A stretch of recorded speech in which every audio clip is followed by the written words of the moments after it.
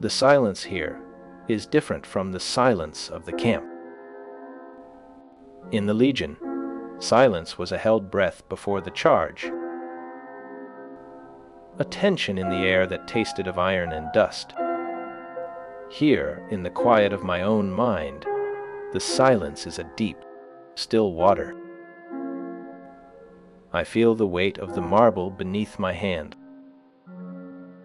cool and smooth, grounding me against the drift of memory. The sun has long since set over the Tiber, yet the light of the past remains soft and golden, like the dust of Spain that once clung to my sandals.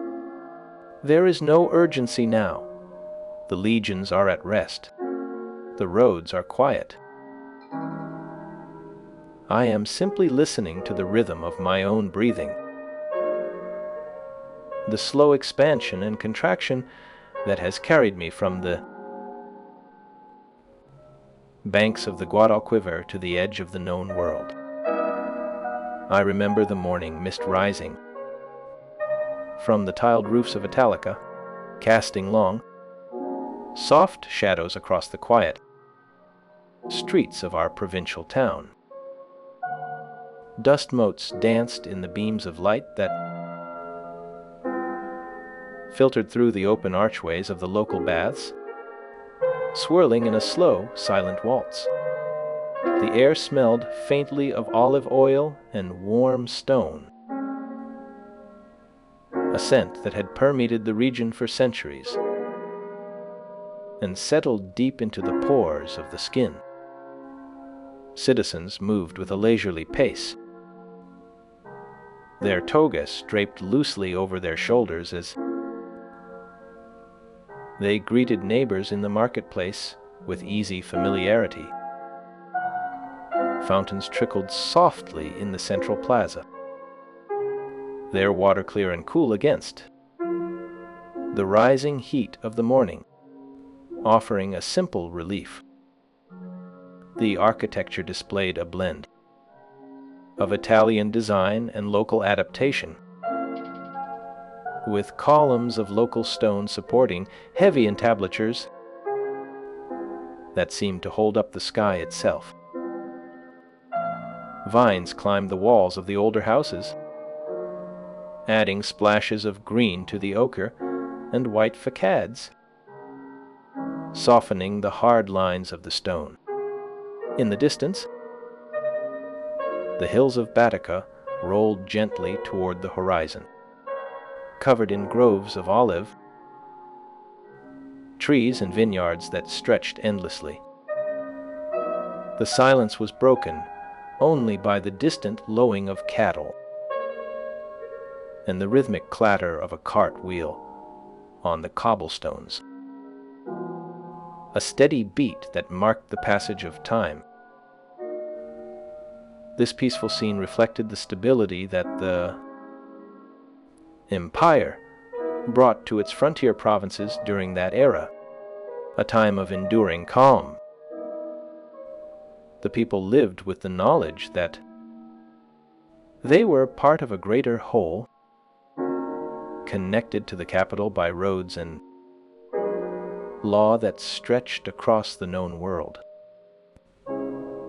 Even the children played with a sense of security, their laughter echoing off the ancient walls of the city without fear. The atmosphere was one of quiet confidence that the world would continue in its orderly fashion, unbroken by sudden change or chaos. The marble columns stood tall and unyielding in the palace, supporting the weight of the roof with a grace that belied their immense mass.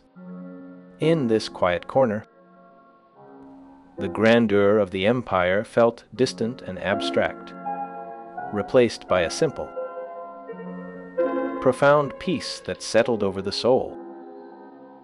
The light gradually faded, turning from gold to a soft, dusky blue, and the room settled into a gentle twilight that invited rest. I recall how the Romans believed that sleep was a gift from the gods, a daily return to the state of non-being that preceded creation. This belief allowed them to rest without guilt, viewing each night as a small death that prepared the spirit for the morning rebirth. The transition from the boy in the olive groves to the ruler of the world was paved by the foundations laid in that quiet youth. The name Marcus Ulpius Traianus remained the core of identity throughout the long years of service and leadership.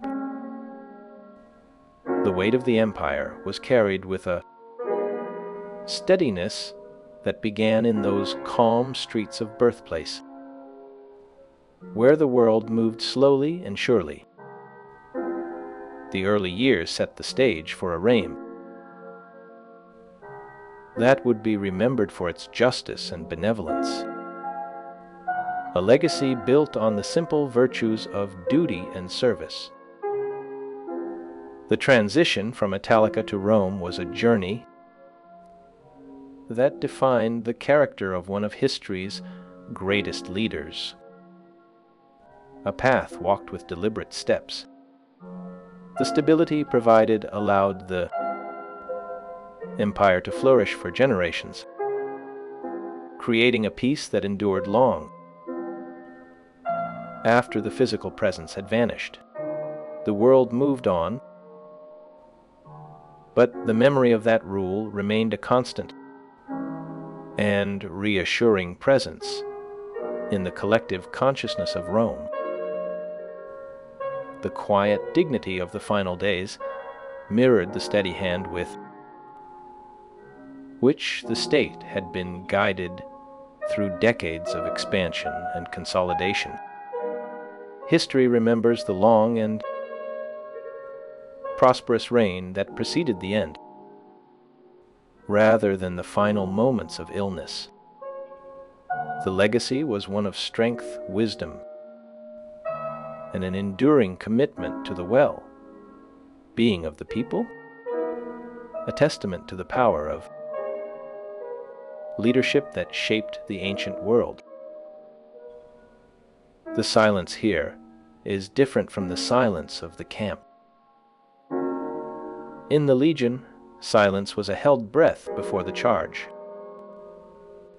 a tension in the air that tasted of iron and dust. Here, in the quiet of my own mind, the silence is a deep, still water. I feel the weight of the marble beneath my hand, cool and smooth, grounding me against the drift of memory. The sun has long since set over the Tiber, yet the light of the past remains soft and golden, like the dust of Spain that once clung to my sandals. There is no urgency now. The legions are at rest. The roads are quiet. I am simply listening to the rhythm of my own breathing, the slow expansion and contraction that has carried me from the banks of the Guadalquivir to the edge of the known world. My story begins not in the shadow of the Capitoline, but in the warm, sun-drenched hills of Italica, a settlement of Roman veterans in the province of Hispania Baetica. It was a place of olive groves and open skies, where the earth felt ancient and the future felt boundless. Born into a family of equestrian rank, my father was a man of substance and dignity, a praetor who instilled in me the values of discipline and service. The air of Italica was thick with the scent of the Mediterranean, a stark contrast to the cold, rigid atmosphere of Rome that I would later come to know. As a young man, I felt the pull of the sword. before I felt the pull of the toga. The military life was not merely a career path. It was a calling that resonated with the stoic nature of my upbringing. I entered the service of the legions with a humility that would define my entire reign. I did not seek glory for its own sake, but rather the quiet satisfaction of duty well performed. I served under the great generals of the day, learning the art of command through the grit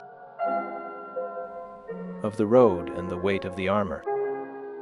The sun rose slowly over the tiled roofs of Italica, casting long shadows across the quiet streets of the provincial town. Dust motes danced in the beams of light that filtered through the open archways of the local baths.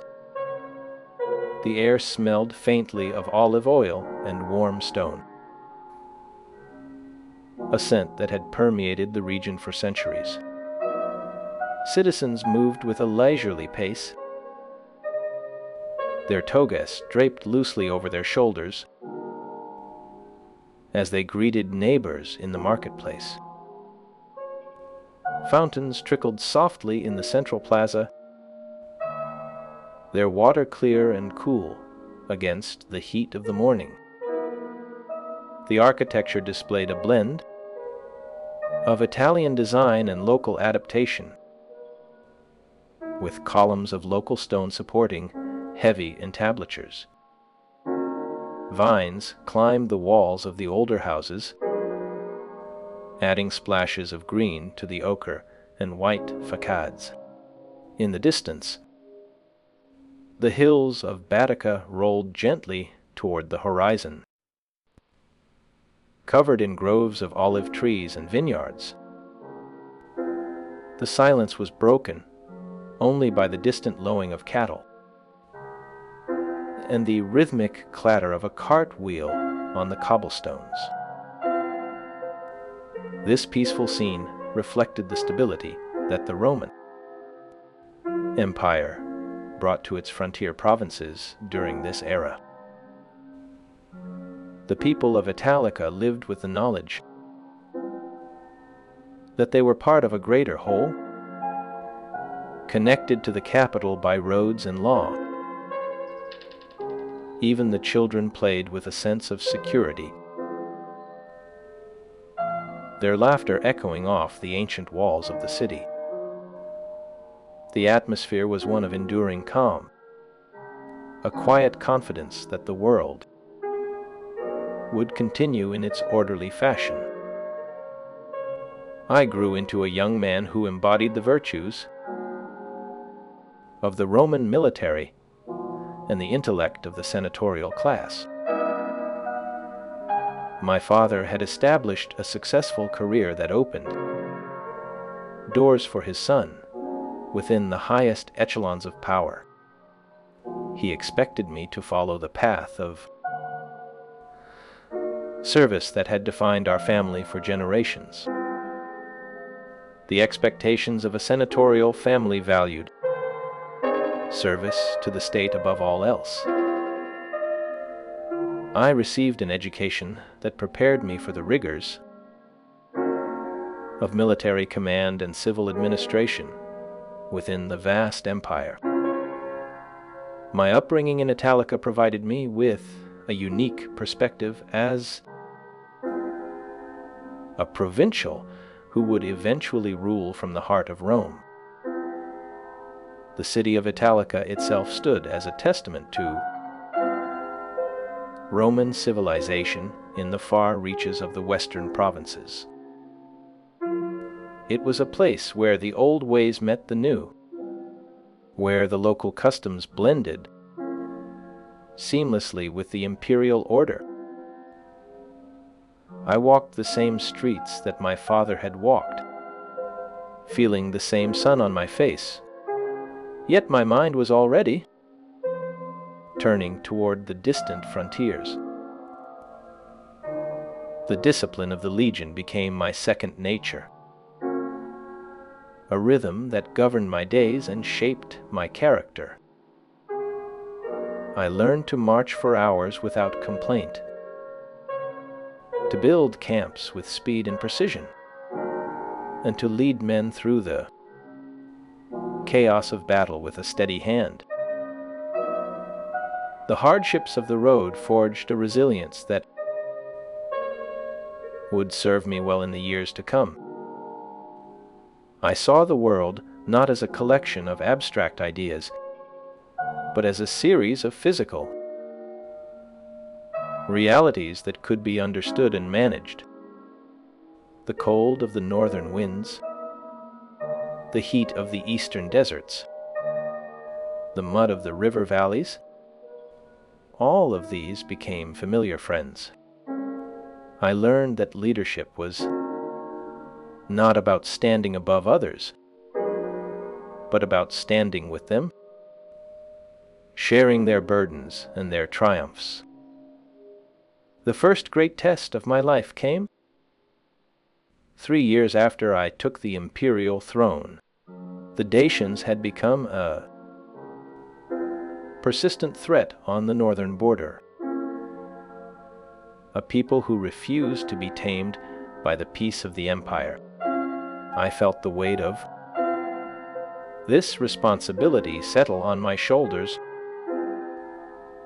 a heavy cloak of duty that I could not cast aside. The decision to go to war was not made lightly, but it was a necessary step to secure the safety of the realm. I gathered the legions and marched north, leaving the warmth of Italy behind for the cold and misty lands beyond the Danube. The journey was long and arduous, testing the endurance of every man in the column. We crossed the river on a bridge of our own making, a feat of engineering that seemed impossible to the untrained eye. The wood groaned under the weight of the soldiers and the supplies, but it held firm, a testament to the skill of our architects. The air was crisp and cold, carrying the scent of pine and damp earth. The landscape was wild and untamed, a stark contrast to the ordered gardens of Rome. Yet there was a beauty in this wildness, a raw power that demanded respect. I moved through the forests with a sense of purpose, my mind focused on the task at hand. The war was hard and bloody, but it was fought with honor and discipline. We fought for the safety of the empire, for the peace that allowed the farmers to tend their fields and the merchants to trade their goods. The victories were hard won, earned in the mud and the blood of the battlefield. When the war finally ended, Dacia was integrated into the Roman Empire as a new province. The land was tamed, the roads were built, and the people were brought under the rule of law. The spoils of war were immense, a treasure that could have filled the private coffers of any man. But I chose to spend this wealth on the public good, on the creation of a legacy that would endure long after my name was forgotten. I avoided any potential revulsion regarding the cost of war with the construction of a new forum, larger and more grandiose than any forum constructed before it. This vast complex was built with plunder from the Dacian wars to celebrate my conquests and solidify my legacy in stone. The centerpiece of this architectural achievement was the towering shaft of Trajan's column, which stood in the middle of Rome. This monument was dedicated in the year 113 to commemorate the victories achieved in the northern provinces. The structure rose to a height of 28.9 meters on a pedestal of 6.2 meters, dominating the surrounding skyline. A continuous spiral frieze wrapped around the column, depicting over 500 figures twisting around it for 200 meters. These intricate carvings served as a detailed visual narrative of my military victories in Dacia. The story of the wars began on the column and was completed by my victory arch at Beneventum, which was dated between 113 and 114. This arch depicted my Dacian triumph and provided a complementary perspective to the column's narrative. The engineering feats of the era extended beyond the city limits to the distant frontiers of the empire. Trajan's bridge was constructed between 103 and 105, a marvel of stone and wood that spanned the Danube. It was a symbol of the empire's reach, a connection between the civilized world and the wild lands beyond. The artistic development of this era saw a shift in style, a move away from the emotional intensity of the past toward a clarity and order that reflected the stability of my rule. The facial features of the statues retained a distinctly Roman character that emphasized individuality and gravitas. This blend of styles created a unique visual identity that was both familiar and authoritative. The lack of dramatic exaggeration allowed viewers to focus on the actions and virtues of the emperor. It created a sense of the dust of Italica still settles in the throat of memory, a fine, red powder that tastes of iron and ancient sun. My father walked those streets with a stride that measured out the quiet confidence of a family that believed the world would continue in its orderly fashion. He was a man of the senatorial class, yet his roots were deep in the Spanish soil, far from the marble halls of the capital. The olive trees there stood like silent sentinels, their silver leaves catching the light in a way that felt timeless. I remember the smell of the earth after a rare rain, a heavy, rich scent that promised growth and stability. My father had established a career that opened doors within the highest echelons of Roman politics. Yet he never forgot the heat of the southern wind. The family connections stretched far and wide, linking our name to the great Nerva, who was born around the year 30 of the Common Era. Nerva came from a distinguished senatorial line, distantly related by marriage to the Julio Claudian house, which linked the new dynasty to the old imperial line. This connection was not merely a matter of blood or marriage. It was a thread that wove the new order into the fabric of the old. Nerva had served as consul in 71 and again in 90, demonstrating a long-standing service to the state that commanded respect. When he died after only 16 months in office, the succession to me happened without contest in 98. That moment marked the beginning of a new era known as the Five Good Emperors, characterized by stability and prosperity. Although some sources do not contain specific historical facts about my birth date or location, the consensus places my origins firmly in Spain. Other texts do not mention the city of Italica in relation to my family, yet archaeological evidence confirms its significance to my lineage.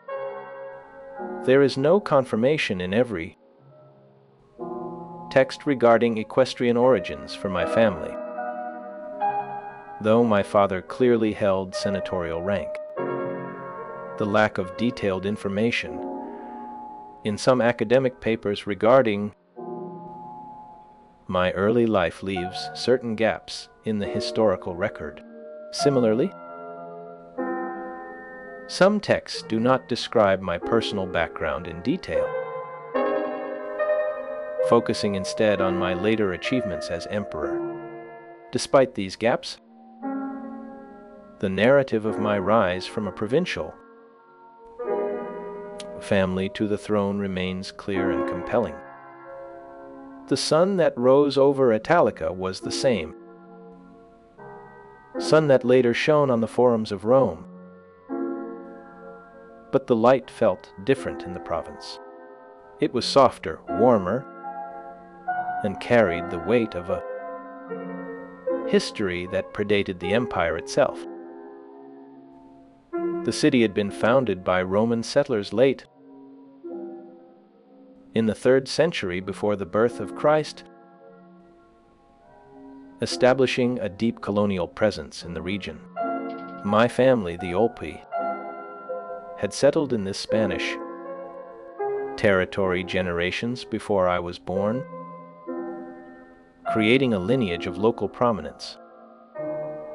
Some scholars suggest that my family ancestry may have been local Spanish rather than purely Italian in origin. It has been argued that my father was originally named Trajan before being adopted into the distinguished family of the Olpi. This adoption process integrated the family into the highest levels of Roman society and paved the way for future imperial success. My father was the first member of the Olpi family to pursue a senatorial career with great distinction. He achieved the rank of consul, which marked the family as a noble Roman family of significant standing. The son of a consul naturally inherited the social status and political connections necessary for a high career in Rome. I would later carry the full title Caesar Divi, Nervi Filius Nerva Trajanus Optimus Augustus during my reign. I was also known by the title Caesar, Nerva Trajanus Germanicus, in various official records and inscriptions. These titles reflected my adoption by the previous Emperor Nerva and my military successes against Germanic tribes.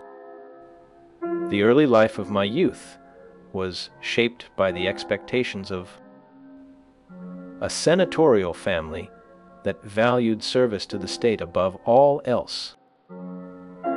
I received an education that prepared me for the rigors of military command and civil administration within the vast empire. My upbringing in Italica provided me with a unique perspective. As a provincial who understood the needs of the frontier, the transition from Italica to Rome was a journey that defined the character of one of history's greatest emperors. The path from a provincial boy to the Optimus Augustus was paved by the foundations laid in my youth. My full name reflected the honors bestowed upon me including the title of son of the deified Nerva. The name Marcus Ulpius Trajanus remained the core of my identity throughout my life and reign. I carried the weight of the empire with a steadiness that began in the calm streets of my birthplace. The early years set the stage for a reign that would be remembered for its justice and benevolence. The air in the room is still,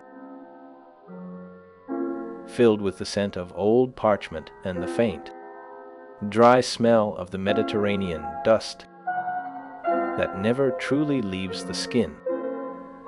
A single bronze lamp sits on the table, its surface worn smooth by the touch of many hands over the centuries. The flame within it flickers without a sound, casting long, dancing shadows against the stone wall. The oil burns with a steady, golden light that reveals the texture of the wood grain on the table. It is a simple object unadorned by gold or gemstones, yet it holds the warmth of 1,000 evenings spent in contemplation. The wick burns down slowly, feeding on the oil with a patience that mirrors the slow turning of the years. Outside, the wind moves through the olive groves, a soft rustling that sounds like the turning of pages in a distant library. My appointment of Pliny the Younger as governor of Bithynia around 112 showed my continued engagement with provincial administration. I worked with architects like Apollodorus of Damascus,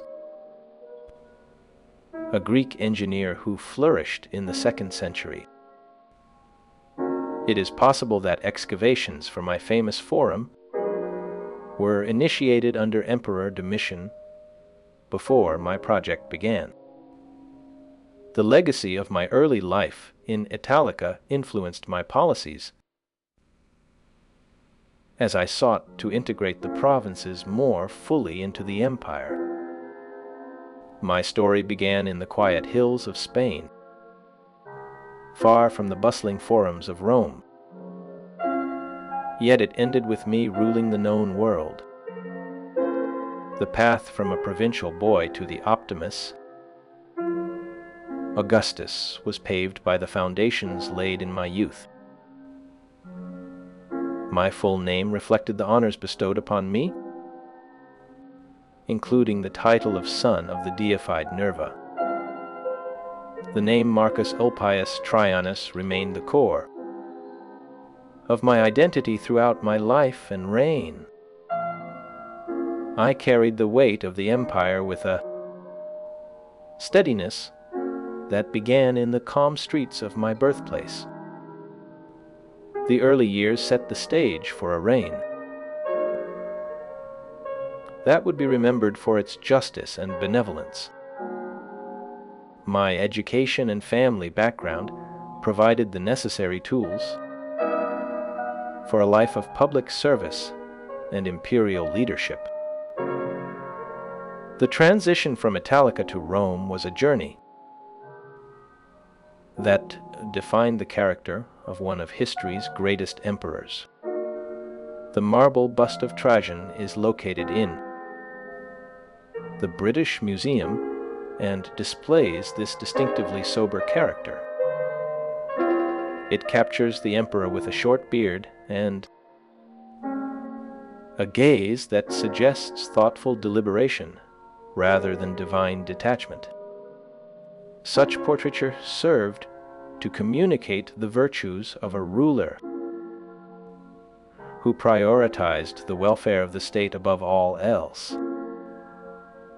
The style avoided the exaggerated features found in the portraits of Domitian and instead embraced a more naturalistic approach.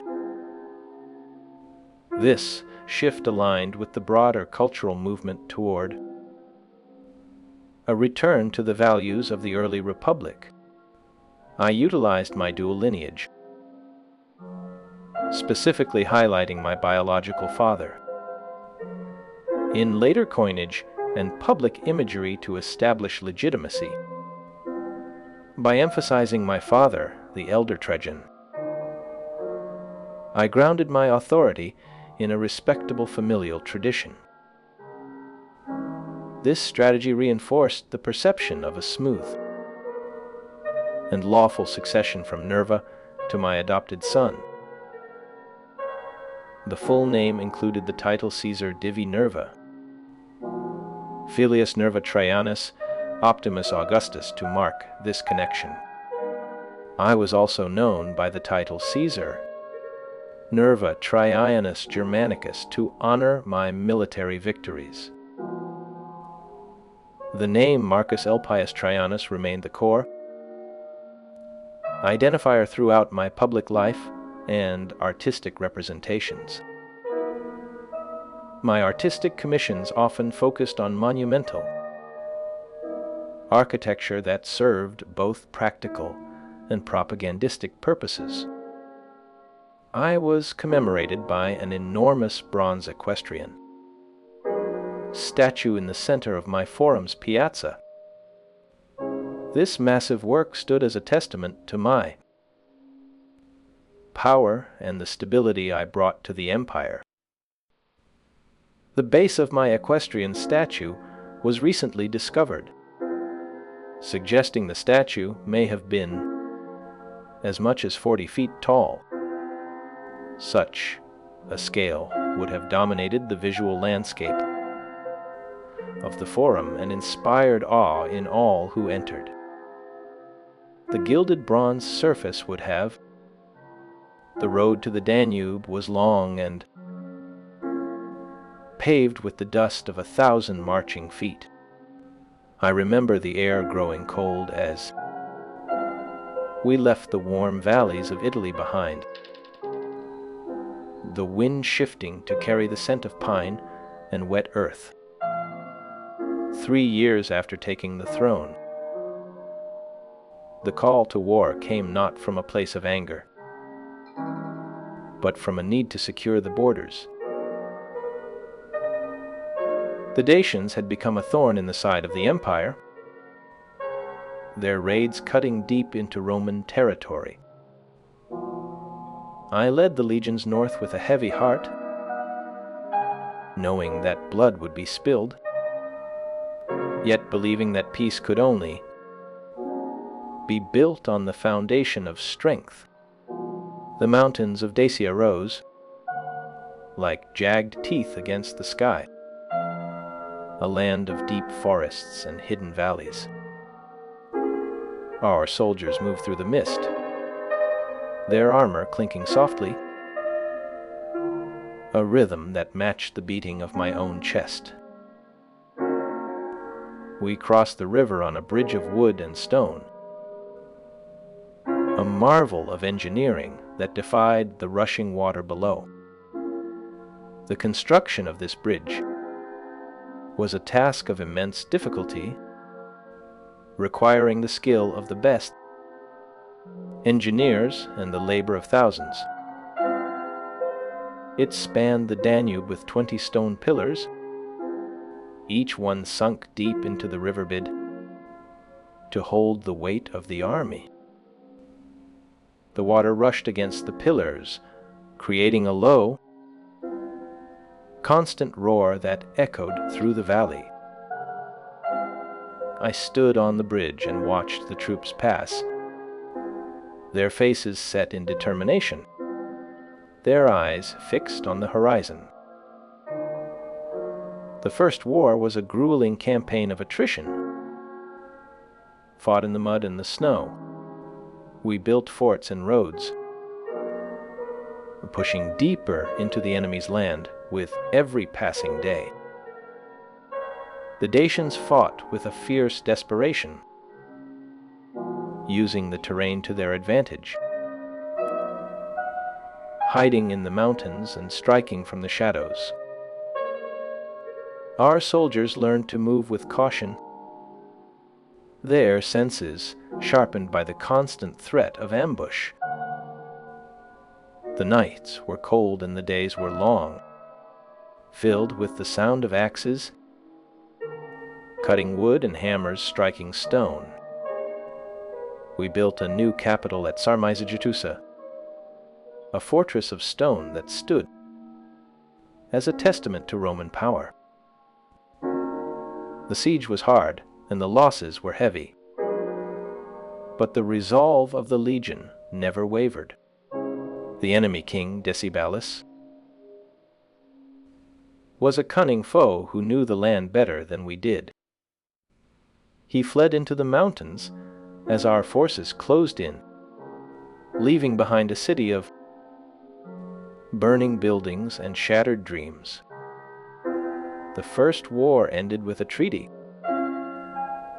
but it was a fragile peace that hung by a thread. I returned to Rome with the spoils of victory, yet the shadow of the conflict remained.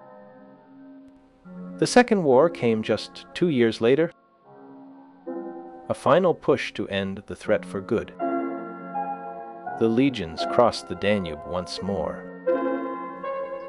this time with a force that could not be denied. We marched through the forests, clearing the path with fire and steel. The Dacians made their last stand at the gates of their capital, a desperate defense that lasted for days. The air was thick with the smoke of burning timber and the smell of blood. I watched the city fall, the walls crumbling under the weight of our siege engines. The king fled again, but this time there was no escape. He chose death over capture, ending his life in the silence of a hidden cave. The war was over, and Dacia was now a province of Rome. The victory brought immense wealth to the state, a treasure that would fund the great works of my reign. One contemporary chronicler boasted that the conquest yielded £500,000 of gold and £1,000,000 of silver. This vast fortune flowed into the imperial coffers, a river of metal that would build a new Rome. The light of the late afternoon sun filtered softly through the high, arched windows of the great library. Dust motes danced in the golden beams that illuminated the rows of papyrus scrolls stacked upon wooden shelves.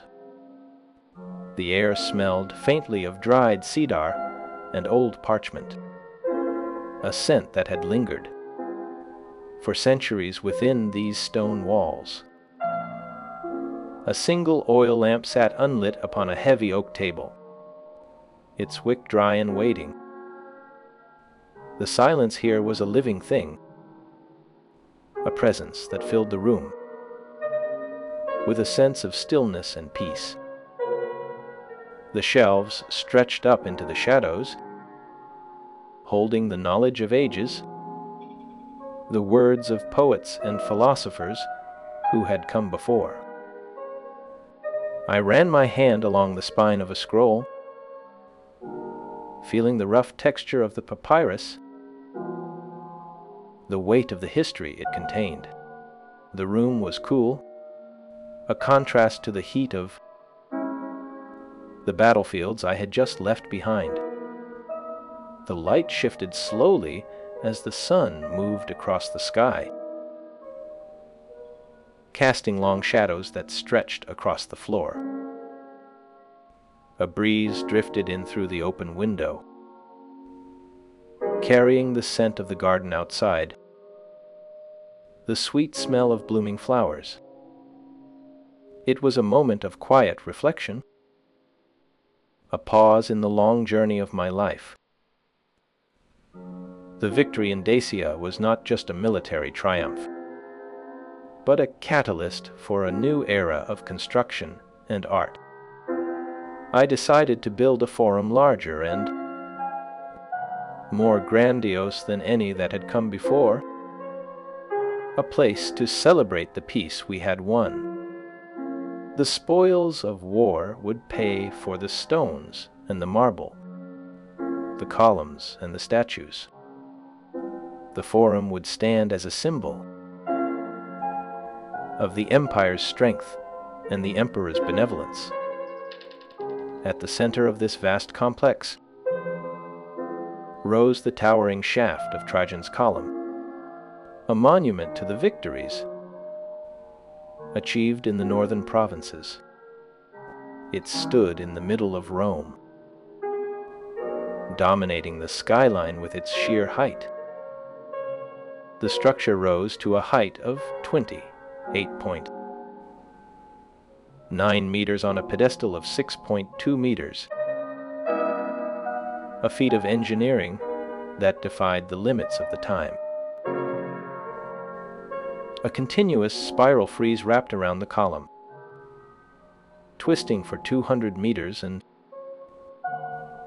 depicting over 2,500 figures. These intricate carvings told the story of the wars, a visual narrative that could be read by anyone who walked by.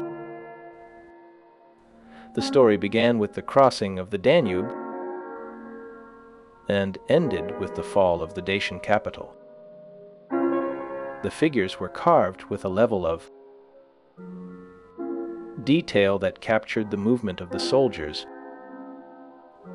the tension of the battle, and the sorrow of the defeated. The emperor was shown in various roles as commander, priest, and administrator, a multifaceted portrayal that reinforced his central role in the world.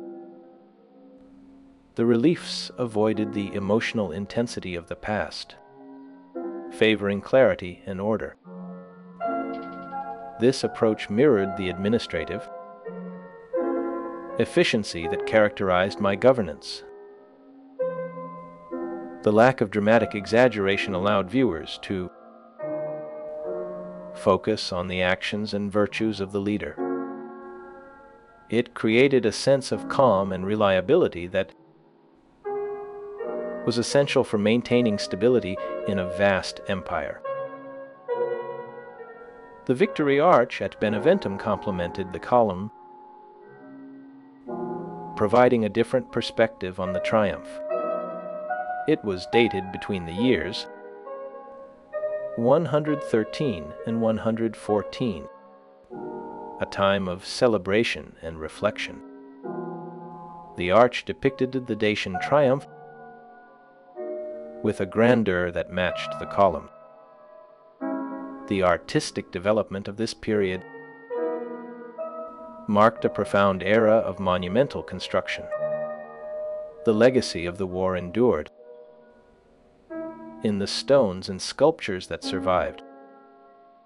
It was a legacy that continued to captivate and educate those who sought to understand the past. The political environment during these years was generally stable, focused on administrative reform and the management of the new province. I served as emperor during the governorship of Pliny the Younger in Pontus and Bithynia. We exchanged letters on a variety of administrative matters, discussing the challenges of governing a vast empire. Pliny consulted me regarding the large number of people of every age, rank, and sex endangered by the spread of Christianity. These letters provided a rare glimpse into the daily governance and legal challenges of the early 2nd century. The Historia Augusta mentions these events, but does not record specific dates or territorial outcomes of the campaigns. This manuscript history remains a subject of scholarly debate, with some texts discussing the manuscript history rather than the biography of the emperor. Other documents mention the Historia Augusta, but do not record specific dates or territorial outcomes of the campaigns. The object of the whole strange collection has been much discussed in recent times by historians. These uncertainties do not diminish the clear impact of the reign on the Roman world. The empire enjoyed a period of peace and prosperity under careful and capable administration. The legacy endured long after the death in the year 117. The light of the late afternoon. Sun filtered softly through the high, arched windows of the great library. Dust motes danced in the golden beams that illuminated the rows of papyrus scrolls stacked upon wooden shelves. The air smelled faintly of dried cedar and old parchment, a scent that had lingered for centuries within these stone walls. A single oil lamp sat unlit upon a heavy oak table, its wick dry and waiting. The silence here was a living thing, a presence that filled the room with a sense of stillness and peace. The shelves stretched up into the shadows, holding the knowledge of ages, the words of poets and philosophers who had come before. I ran my hand along the spine of a scroll, feeling the rough texture of the papyrus, the weight of the history it contained. The room was cool, a contrast to the heat of the battlefields I had just left behind. The light shifted slowly as the sun moved across the sky, casting long shadows that stretched across the floor. A breeze drifted in through the open window, carrying the scent of the garden outside, the sweet smell of blooming flowers. It was a moment of quiet reflection, a pause in the long journey of my life. The relationship between the emperor and his successor was built on mutual respect and shared military experience. Hadrian was adopted as my son, a bond legally as strong as that of kinship. He would eventually become emperor after my death, continuing the legacy of the adoptive succession system. The relationship was built on mutual respect and shared military experience from our time in the provinces. I maintained a wide circle of collaborators who helped me manage the vast territories of the Roman Empire. My domestic policies were shaped by these key relationships with senators, governors, and military commanders across the lands. I relied on the loyalty of my generals to secure the frontiers and expand the borders of Rome. The dust of the eastern roads still lingers in the back of my throat, a fine, red powder that tasted of iron and ancient stone. That campaign was a long, slow unfolding of the world, a journey that stretched the mind and the body to their absolute limits. We moved not with the frantic energy of youth, but with the deliberate, heavy tread of men who understand the weight of their purpose. The Parthian horizon was a vast, unbroken line where the sky met the earth, a place where the sun seemed to hang suspended in a haze of heat. I remember the heat of the sun on the back of my neck, a constant, pressing weight that drove us forward through the arid landscapes. The horses snorted in the cool of the early morning, their breaths visible in the thin air of the high plateaus. We crossed rivers that ran cold and swift, their waters clear enough to see the smooth stones at the bottom. The banks were lined with reeds that whispered against the holes of our boats, a soft, rhythmic sound that accompanied our passage. The cities we encountered were built of sun-baked brick, their walls glowing with a warm, orange hue in the afternoon light. These places held a stillness that felt ancient, a silence that predated the arrival of our legions by centuries. The people moved through the narrow streets with a quiet grace, their faces turned toward the ground or the distant mountains. I walked among them, observing the patterns of their lives, the way they carried water in clay jars balanced on their heads. The scent of baking bread and roasting meat drifted from the open doorways, mingling with the smell of dry earth and animal dung. It was a world of sensory richness, where every step revealed a new texture, a new color, a new sound. The architecture spoke of a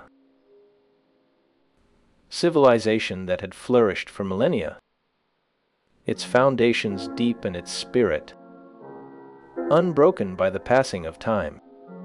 One specific detail remains clear in my memory from those days, a fact that seems small yet holds a strange weight.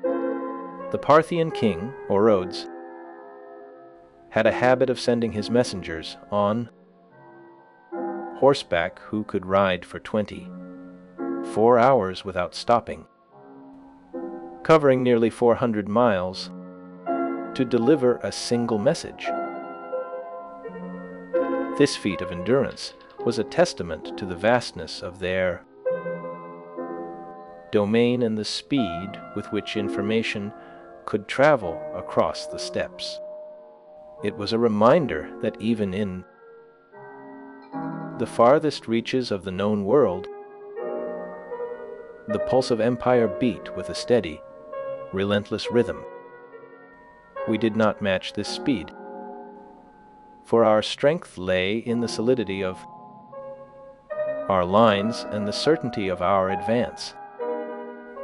We built roads where there were none, carving paths through the mountains that would remain for generations to come. The stones of these roads were fitted together with such precision that a blade of grass could not pass between them. The night camps were places of quiet reflection, where the firelight danced against the canvas of the tents, and the shadows of the soldiers stretched long across the ground.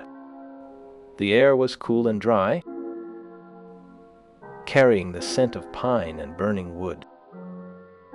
We ate simple rations, hard bread and dried meat, washed down with water drawn from the nearby streams. The silence of the camp was broken only by the occasional whinny of a horse or the soft murmur of men speaking in low tones. There was no fear in these moments, only a deep, abiding sense of purpose. We were far from home, yet we felt a connection to the land that we traversed, a kinship with the earth that supported our passage. The stars above were bright and clear, a vast canopy of light that seemed to stretch forever. The great city of Ctesiphon stood before us like a mirage, its towers rising from the plain in a silhouette of dark stone against the setting sun. The Tigris River flowed past its walls, a wide, brown ribbon that reflected the colors of the sky. We approached with caution, our senses sharp and our minds focused on the task at hand. The gates were open, inviting us into the heart of the enemy's domain. Inside, the streets were wide and straight, lined with buildings that spoke of wealth and power. The markets were filled with the chatter of merchants and the clatter of carts, a symphony of sounds that filled the air. I walked through these streets, observing the life of the city, the way the people moved with a sense of urgency and purpose. The air was thick with the scent of spices and perfumes, a stark contrast to the dry, dusty air of the countryside. The administrative work that followed the conquest was as demanding as the battles themselves. Letters were written and sent, orders issued and received. A constant flow of communication that kept the empire running. I sat in my tent, the parchment spread out before me, the ink drying slowly in the cool air. The scratch of the reed pen against the paper was a familiar sound, a rhythm that accompanied my thoughts. I thought of the men who served under me, their loyalty and their bravery, their willingness to follow me into the unknown. The bond between a commander and his soldiers was a sacred thing, forged in the fires of battle and tempered by the hardships of the march. It was a bond that could not be broken, even by the vast distances that separated us from Rome. The legacy of these campaigns was not just in the land we conquered, but in the stories we told and the memories we left behind. The columns and arches that would be built in Rome were not merely monuments to our victories, but reminders of the journey that had brought us to this point. They were testaments to the endurance of the human spirit, the ability to overcome the obstacles of nature and the resistance of our enemies. The art of the period captured these moments with a clarity and a detail that has survived the passage of time. The reliefs on the columns show the soldiers in their armor, the horses in their gear, the landscape in all its harsh beauty. They are a window into the past, a way for us to see the world as it was, to feel the heat of the sun and the cold of the wind, the light of the late afternoon. Sun filtered softly through the high, arched windows of the great library. Dust motes danced in the golden beams that illuminated the rows of papyrus scrolls stacked upon wooden shelves. The air smelled faintly of dried cedar and old parchment, a scent that had lingered for centuries within these stone walls. A single oil lamp sat unlit upon a heavy oak table, its wick dry and its glass cover cool to the touch. The silence here was profound, a deep stillness that seemed to absorb all sound. It was a place of quiet contemplation, where the mind could wander through the corridors of history and the pages of forgotten tales. The shadows of the columns stretched across the floor, long and thin, like the fingers of time reaching out to touch the present. The adoption of Hadrian was a moment of great significance, a decision that would shape the future of the empire for generations. It was a choice made with care and deliberation, based on a deep respect for the man who would follow in my footsteps. Hadrian was a soldier of great ability and a man of vision, someone who understood the needs of the empire and the challenges that lay ahead. Our relationship was built on mutual trust and a shared understanding of the world we lived in. We had fought side by side in the campaigns of the North and the East, and in those moments, a bond had formed that was stronger than any political alliance. He was the son I never had, the heir who would carry on the work I had begun. The law of Rome recognized this bond as one of blood, a connection that could not be severed by death. The stability of the empire was maintained through the careful management of these relationships, the balancing of power, and the fostering of cooperation. I listened to the advice of my generals and my advisors, valuing their insights and their experience. The Senate was not an enemy to be feared, but a partner in the governance of the state. We worked together to build a world that was just and orderly, a world where the laws of Rome were respected and the rights of the people were protected.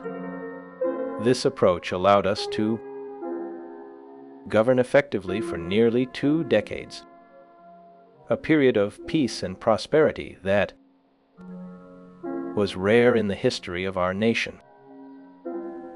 The legions were at rest, the frontiers secure, and the people content. It was a time of great achievement, a time when the empire reached its greatest extent and its highest glory. The memory of these days is a comfort in my old age, a reminder of the life I have lived and the world I have seen. The dust of the eastern roads has long since settled, but the stories remain, etched in the stone and the memory of those who followed.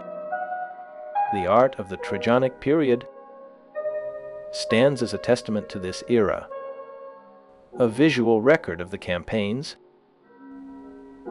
and the people who made them possible. The spiral frieze of the column tells the story of the wars, the battles fought and the victories won. It is a narrative of movement and action, a depiction of the human spirit in its most noble form. The figures twist around the shaft, their faces filled with determination and their bodies straining against the weight of their armor. They are a reminder of the cost of empire, the sacrifices made and the lives lost. The legacy of Trajan endures in the stones and sculptures that survive from his time. It is a legacy that continues to captivate and educate those who seek to understand the past. The heights of human civilization are marked by these monuments, by the art that unites and inspires a people. The potential for greatness is always present.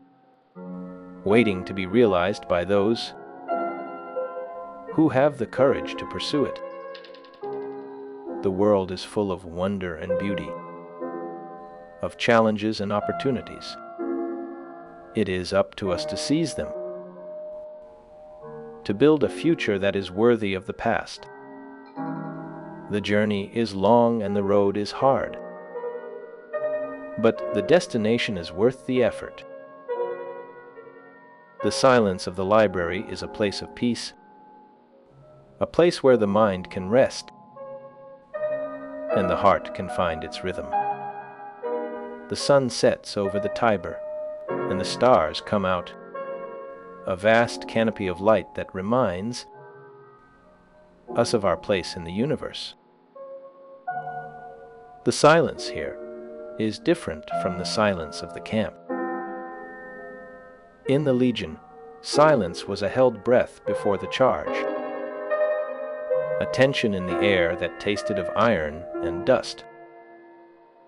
Here, in the quiet of my own mind, the silence is a deep, still water.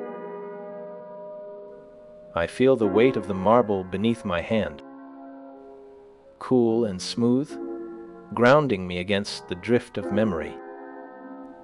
The sun has long since set over the Tiber, yet the light of the past remains, soft and golden, like the dust of Spain that once clung to my sandals. There is no urgency now. The legions are at rest. The roads are quiet.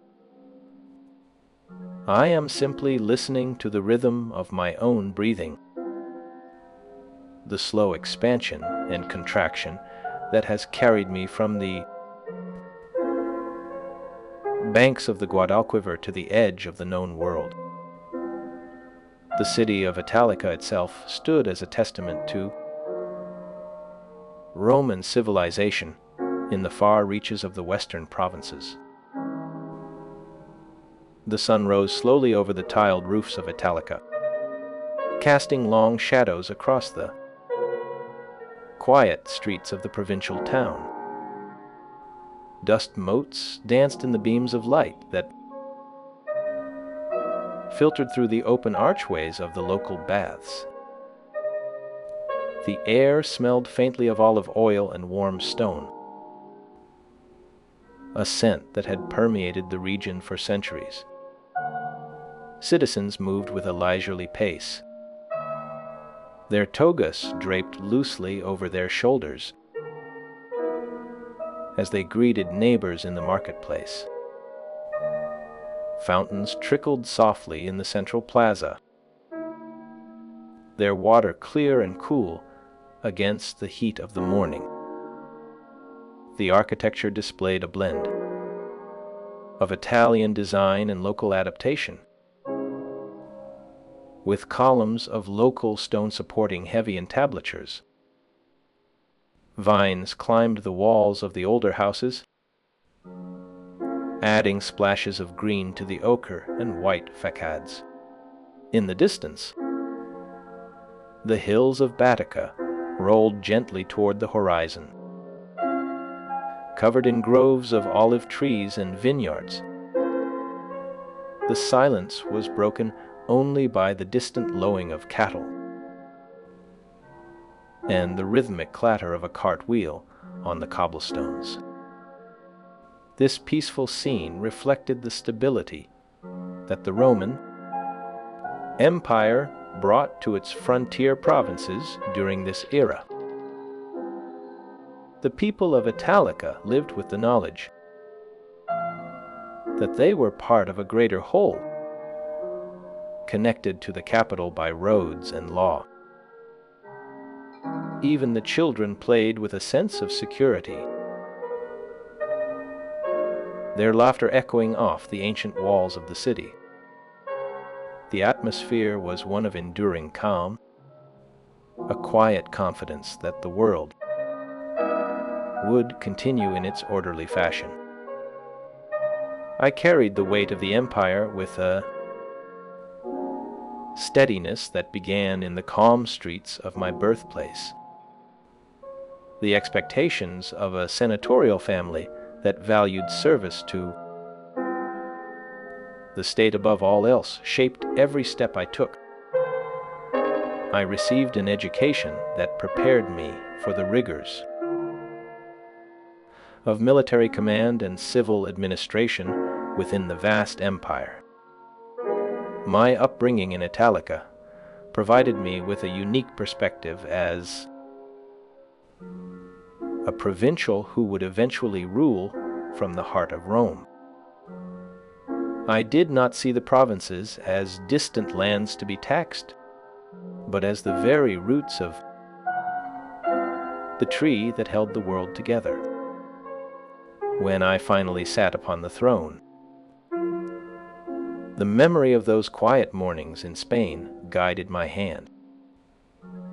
I sought to build a Rome that breathed with the same rhythm as the hills of Baetica. The great wars against the Dacians were not fought for conquest alone, but to secure the peace that allowed such quiet mornings to exist for millions. The spoils of those campaigns did not fill my personal coffers, but rather funded the creation of spaces where the people could gather, think, and live. The light of late afternoon filtered softly through the high, arched windows of the library, casting long, warm shadows across the polished marble floor. Dust motes danced gently in the golden beams, suspended in the still air like tiny stars in a quiet universe. The scent of old parchment and dried lavender filled the room, a comforting aroma that spoke of centuries of quiet study and preserved knowledge. Rows of leather-bound books stood in silent order along the walls, their spines worn smooth by the careful hands of generations of scholars. A single wooden desk sat in the center of the room, its surface scarred by ink stains and the gentle scratches of quills from long ago.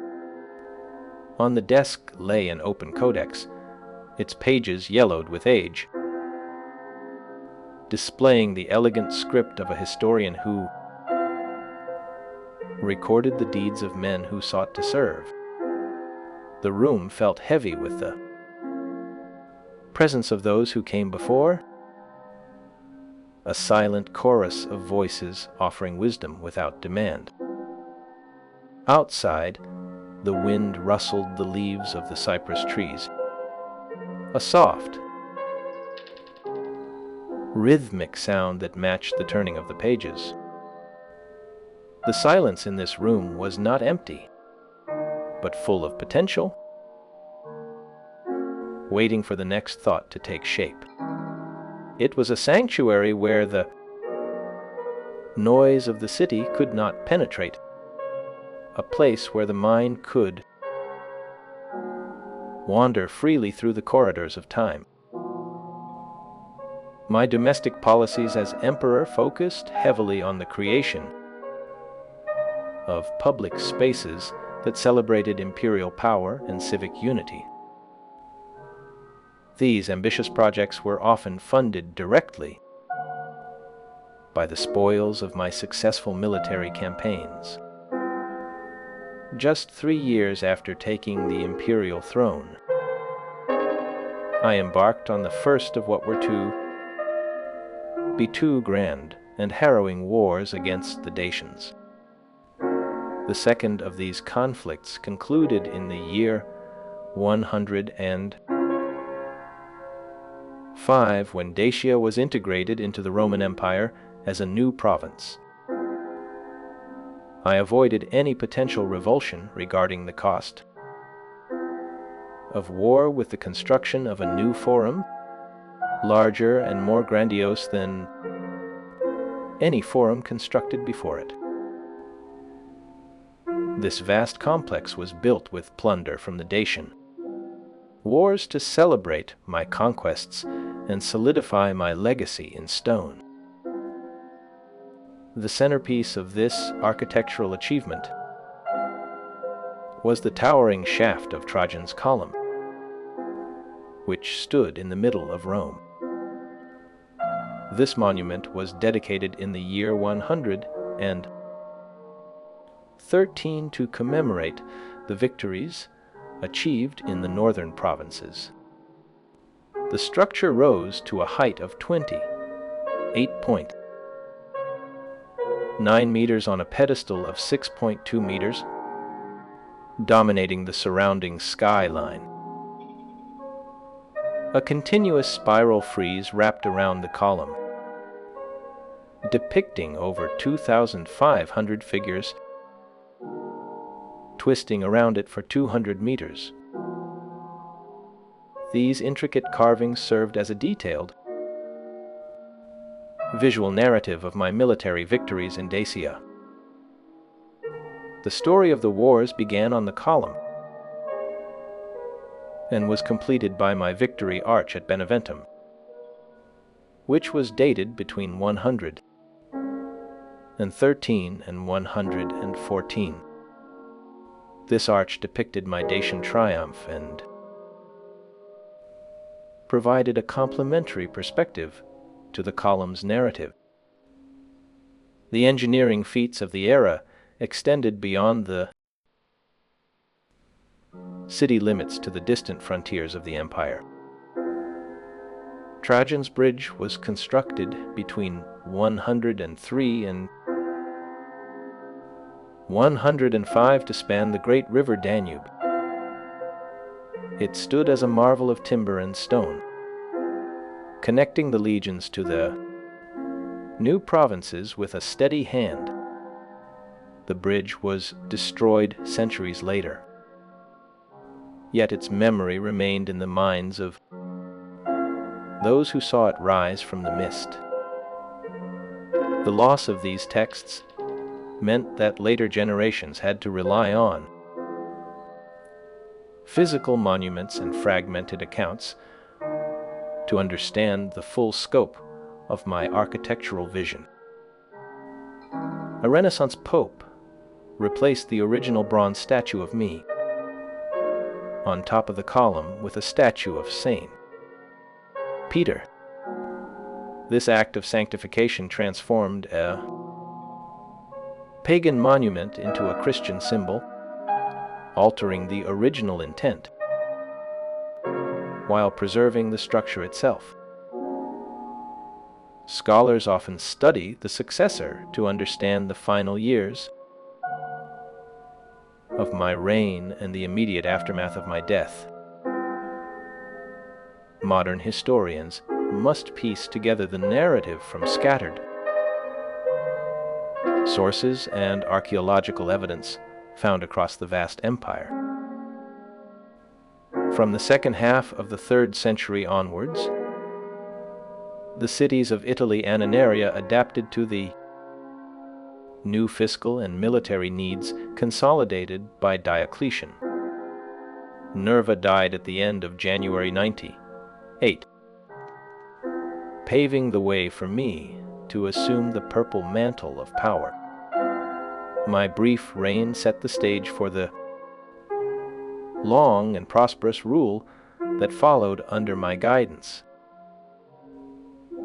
The legacy of my rule endured through the centuries as a model of virtuous leadership and effective governance. The light of late afternoon filtered softly through the high, arched windows of the library, casting long, warm shadows across the polished marble floor. Dust motes danced gently in the golden beams, suspended in the still air like tiny stars in a quiet universe. The scent of old parchment and dried lavender filled the room, a comforting aroma that spoke of centuries of quiet study and preserved knowledge. Rows of leather-bound books stood in silent order along the walls, their spines worn smooth by the careful hands of generations of scholars. A single wooden desk sat in the center of the room, its surface scarred by ink stains and the gentle scratches of quills from long ago. On the desk lay an open codex, its pages yellowed with age, displaying the elegant script of a historian who recorded the deeds of men who sought to serve. The room felt heavy with the presence of those who came before. A silent chorus of voices offering wisdom without demand. Outside, the wind rustled the leaves of the cypress trees, a soft, rhythmic sound that matched the turning of the pages. The silence in this room was not empty, but full of potential, waiting for the next thought too. The silence here is different from the silence of the camp. In the Legion, silence was a held breath before the charge, a tension in the air that tasted of iron and dust. Here, in the quiet of my own mind, the silence is a deep, still water. I feel the weight of the marble beneath my hand, cool and smooth, grounding me against the drift of memory. The sun has long since set over the Tiber, yet the light of the past remains soft and golden, like the dust of Spain that once clung to my sandals. There is no urgency now. The legions are at rest. The roads are quiet. I am simply listening to the rhythm of my own breathing, the slow expansion and contraction that has carried me from the banks of the Guadalquivir to the edge of the known world. My final years unfolded with a steady rhythm that matched the long arc of my reign. The years between 98 and 100. 17 were filled with movement and conquest. Yet the end arrived with a gentle quietness. I felt the weight of age settling into my bones as I looked back on the vast territories I had helped expand. The empire stretched to its farthest boundaries, a map of stone and soil that I had walked with my own feet. There was no panic in the palace as the illness took hold. The machinery of state continued to turn, guided by laws and institutions that had been strengthened over decades. My father, the elder Trajan, lived on in the monuments and inscriptions that lined the streets of Rome. This reverence for ancestry was a value I held dear, a thread that connected me to the past and anchored me in the present. The memory of his life was preserved in the stone, a testament to the importance of family and tradition. As my health declined, I turned my thoughts inward, reflecting on the enduring values that had shaped my rule. The great works of my earlier years stood as permanent testaments to my vision, yet the man himself began to slow. The vast territories required less of my physical presence, and I found a new peace in stillness. The silence of the palace grew heavier as the end approached, yet there was no sense of disorder. The people of Rome would later mourn a leader who had brought them prosperity and security. But in these final days, there was only the quiet acceptance of a life well lived. The light of a late afternoon sun filtered through the high windows of the Imperial Library, casting long, golden rectangles across the polished marble floor. Dust motes danced slowly in the beams of light, suspended in the still air like tiny stars in a miniature sky. The shelves were lined with scrolls of papyrus, their edges worn soft by the touch of countless hands over the years. A faint scent of cedar and aged ink filled the room, a quiet perfume that spoke of knowledge and history. The silence here was deep and heavy, broken only by the occasional rustle of a page turning in the distance. Shadows stretched across the floor as the sun moved imperceptibly toward the horizon, marking the passage of time without urgency. The room felt like a sanctuary, a place where the noise of the world outside could not penetrate. It was a space designed for contemplation, where the mind could wander freely through the thoughts of the past. The marble columns stood tall and unyielding, supporting the weight of the roof with a grace that belied their mass. In this quiet corner of the palace, the grandeur of the empire felt distant and abstract, replaced by a simple, profound peace. I often sat on a marble bench here to review documents or simply to rest my weary mind. The cool stone beneath me and the warmth of the sun on my face brought a sense of calm. I felt a deep connection to the natural world and found solace in its enduring presence. My personal beliefs were rooted in a pragmatic interpretation of Stoic philosophy that emphasized duty and self-control. I accepted the inevitability of death and illness with a quiet dignity that inspired those around me. Even as my health declined in my final years, I continued to fulfill my obligations with unwavering commitment.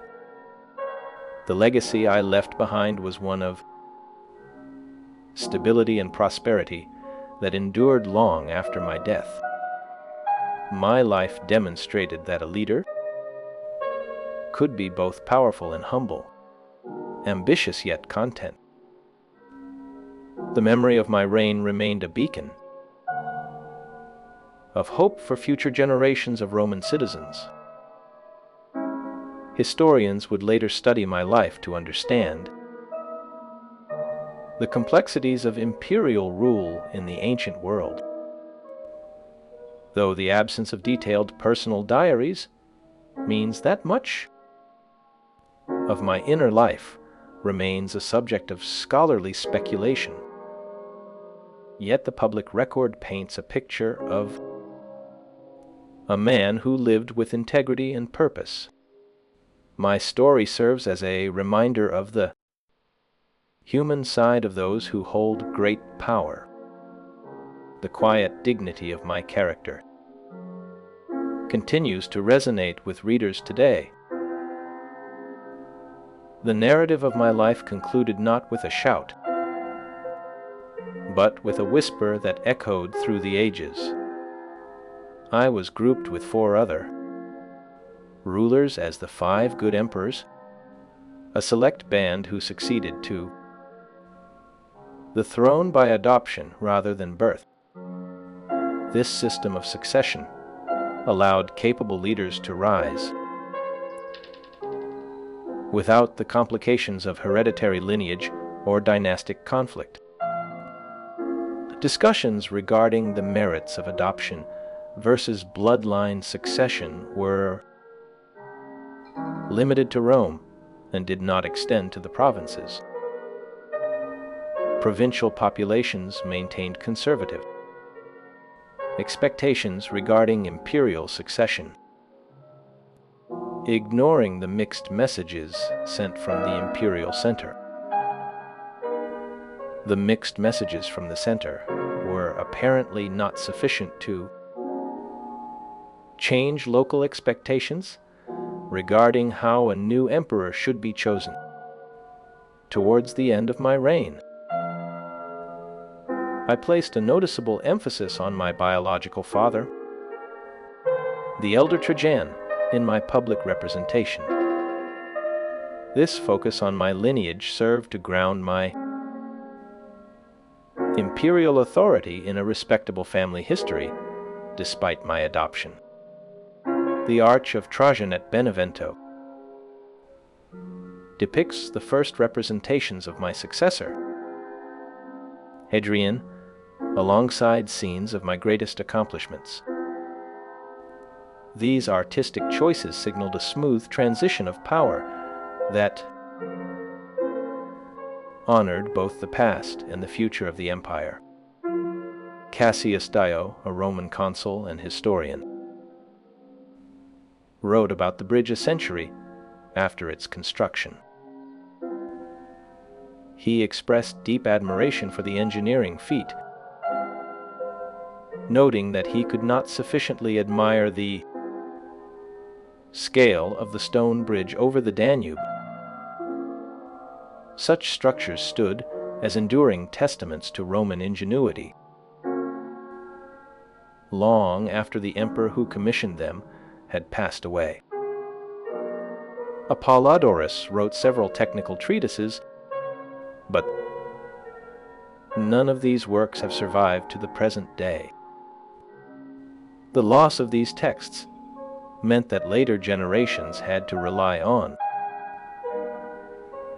physical monuments and fragmented accounts to understand the full scope of my architectural vision.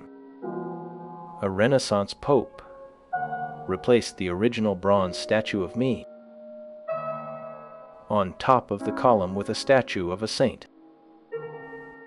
This change in the late 16th century meant that the original likeness of the emperor was lost to time, yet the column itself remained a towering symbol of my achievements. The legacy of my rule was not defined by a single event, but by the cumulative effect of my steady governance. I had built roads, bridges, and forums that would serve the people for centuries to come. The memory of my father was preserved in the monuments and inscriptions of the time. This reverence for ancestry reflected a broader cultural value that placed great importance on family and tradition. My final days were likely spent in reflection on these enduring values and the work I had accomplished. The silence of the palace grew heavier as the end approached, yet there was no sense of panic or disorder. The machinery of state continued to function smoothly. Guided by the laws and institutions I had strengthened, the people of Rome mourned a leader who had brought them prosperity and security. The narrative of my life concluded not with a shout, but with a whisper that echoed through the ages. The light of a late afternoon sun filtered through the high windows of the imperial library, casting long, golden rectangles across the polished marble. The silence here is different from the silence of the camp. In the Legion, silence was a held breath before the charge, a tension in the air that tasted of iron and dust. Here, in the quiet of my own mind, the silence is a deep, still water.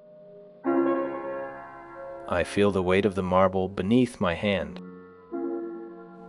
cool and smooth grounding me against the drift of memory.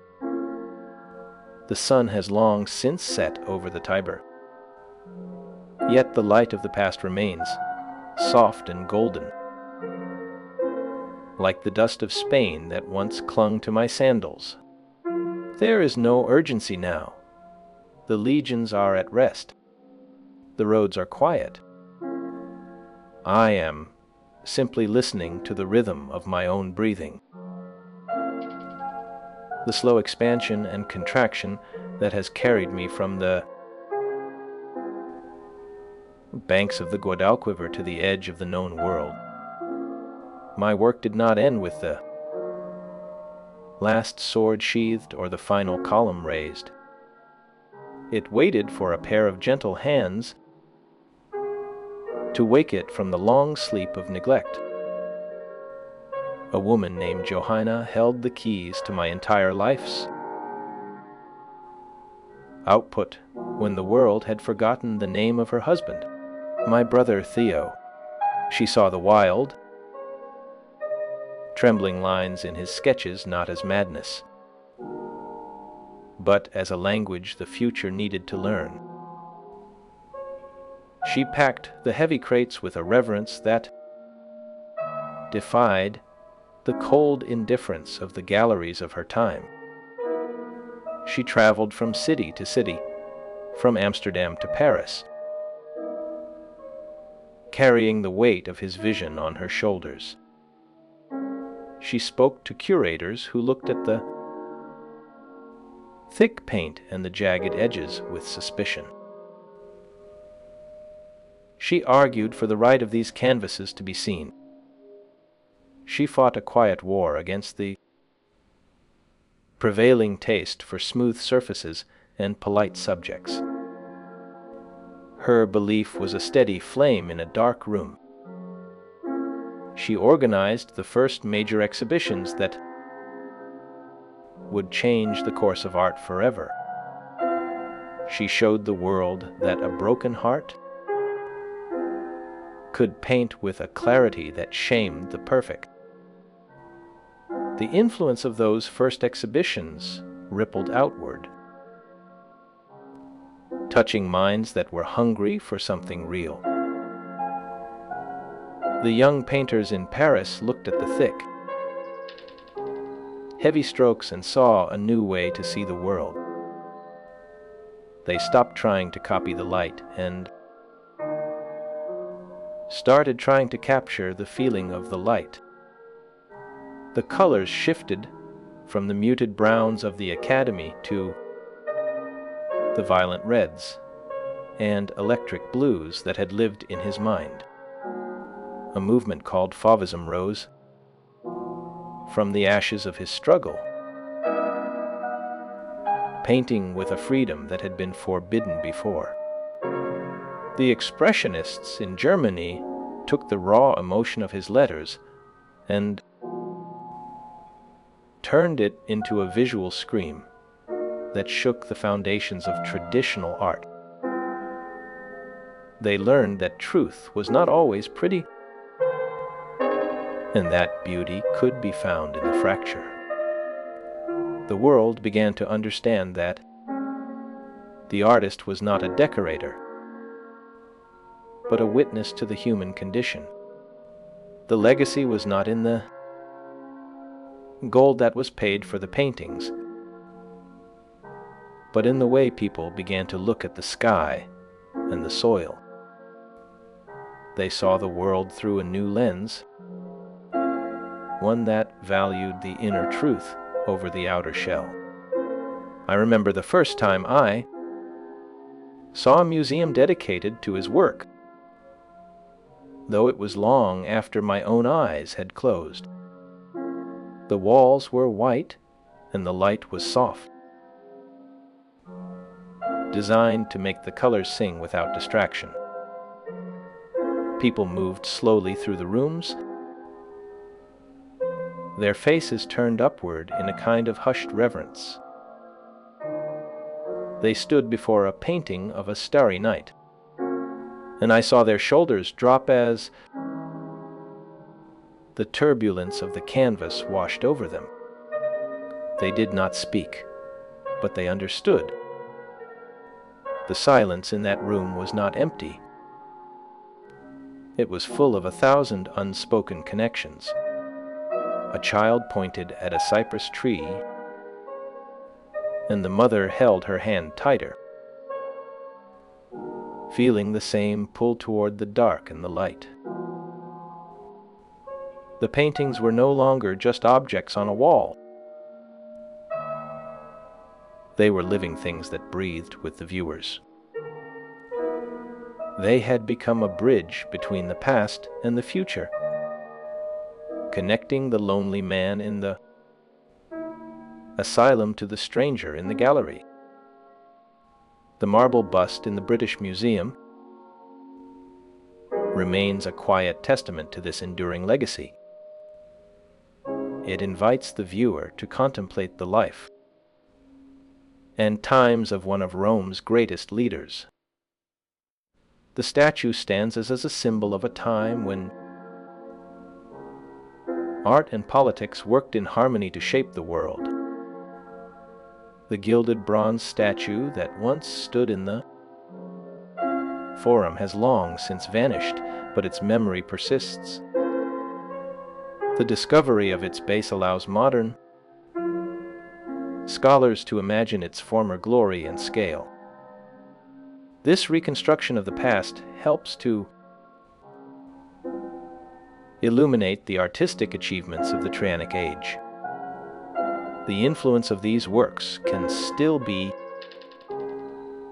seen in the art and architecture of later centuries. The careful attention to detail and the commitment to realism defined the style of the period. It was a style that valued truth and substance over mere decoration and spectacle. This approach resonated with the values of a society that sought stability and order. The artistic development of Trajan's reign was a reflection of his character and his vision for the empire. It was a vision that combined strength with benevolence and tradition with innovation. The legacy of this vision continues to inspire and inform our understanding of the ancient world. The quiet dignity of the marble bust speaks to the enduring power of this artistic tradition. It reminds us of a time when art served a higher purpose and helped to shape the destiny of nations. The study of these works provides valuable insights into the mind and spirit of the Roman people. It reveals a civilization that valued reason and order above all else. The artistic achievements of Trajan stand as a lasting monument to the heights of human civilization. They serve as a reminder of the potential for art to unite and inspire a people. The legacy of Trajan endures in the stones and sculptures that survive from his time. It is a legacy that continues to captivate and educate those who seek to understand the depths of human potential. The specific details of the construction methods and materials provide valuable insights into Roman technology. The artistic style of the carvings reflects the cultural values and aesthetic preferences of the time. The historical reception of these works was shaped by their visibility and accessibility to the public. The continued study of these monuments ensures that the story of Trajan remains vivid and relevant. The combination of military, political, and architectural elements created a comprehensive portrait of the emperor's reign. The major works of Trajan stand as a testament to the power and ambition of the Roman Empire. They continue to inspire awe and wonder in those who visit the ruins of ancient Rome today. The careful preservation of these sites allows future generations to appreciate the grandeur of the past. The story of Trajan is written in stone, wood, and the memory of the people he ruled. The enduring nature of his legacy is a reflection of the success of his policies. In the end, it is the quiet presence of the paintings that matters most. They hang in museums from Tokyo to New York, from Sydney to Berlin, a global constellation of color and emotion. They do not ask for anything. They simply exist, offering their truth to anyone who pauses to look. The man who painted them is gone, and the woman who saved him is gone, but the work remains. It is a testament to the idea that a single life, no matter how brief or difficult, can cast a shadow that lasts for a century. The colors are still bright,